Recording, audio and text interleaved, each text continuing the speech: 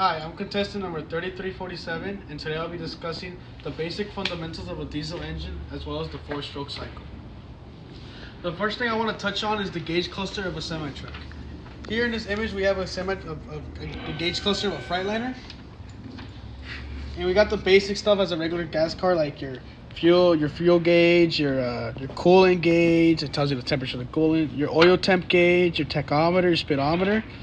But the big differences between this and a regular gas truck is the air pressure gauges, which are going to tell you the amount of pressure in the gas tanks. The air tanks of a semi-truck, as many of the systems in a semi-truck are pneumatic as opposed to hydraulic.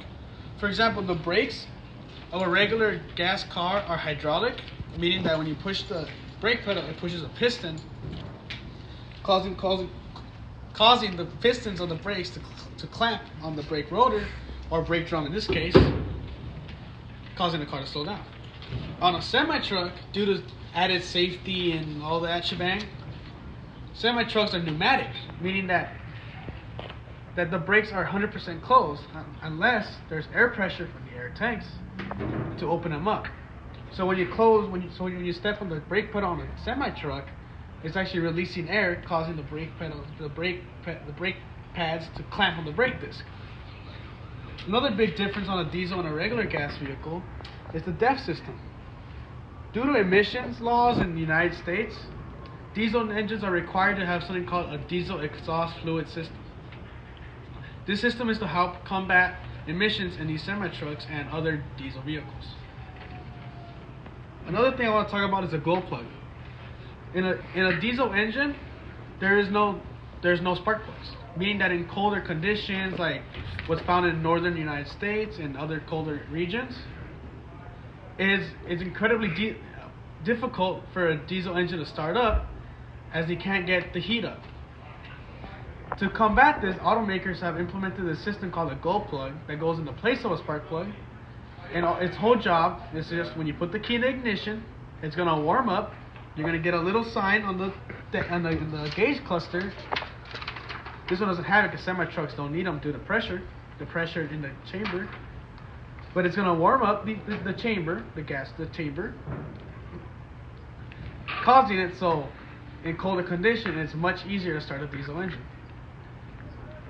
Another thing I want to touch base on is the throttle valve, or lack thereof. In a gas engine, when you press down the accelerator pedal, it opens up this little flap called the throttle plate. This plate allows more air into the chambers in the engine, causing the car to raise up RPMs and the car to go faster. In a diesel engine, this little plate, this system is still there, but it's used a little different. Its whole job is just to prevent shut-off shakes in a regular truck, as well as to prevent EGR. So in this system, this plate is, and this plate, when the truck is off, it stays at a solid, I want to say 75 degree, 90 degree. No, not 90. Well, a regular gas engine is vertical. When the truck turns on, this one opens straight up, at full, at 90 degrees. This is because diesel engines, the throttle pedal does not have anything to do with the air. The throttle pedal in this system only adds more diesel into the chamber, causing it to raise RPMs, as opposed to a gas engine where that is controlled by the air in the chamber. The last thing I want to touch base on is the power stroke, the four strokes of a diesel engine. They are largely similar to a gas engine, but with just minute differences, which I will choose right now. The first difference is that, as opposed to adding a mixture of gas and air in the suction stroke, we're only going to introduce air to this stroke. So in this stroke, the intake port's going to open up. The intake valve, sorry about that. The intake valve's going to open up, causing all this air to go into the chamber, and the piston will go from top dead center to bottom dead center, causing a vacuum where all the air will go into the chamber. In the second stroke, both valves are going to be closed, and the piston's going to go back up from bottom dead center to top dead center, causing the pressure in the chamber to go up. In the next chamber, and this is where it gets real different, is that since we didn't introduce fuel earlier, we're going to introduce the diesel now, and due to the high pressure of the air in the system, it's going to self-ignite without the need of a spark plug.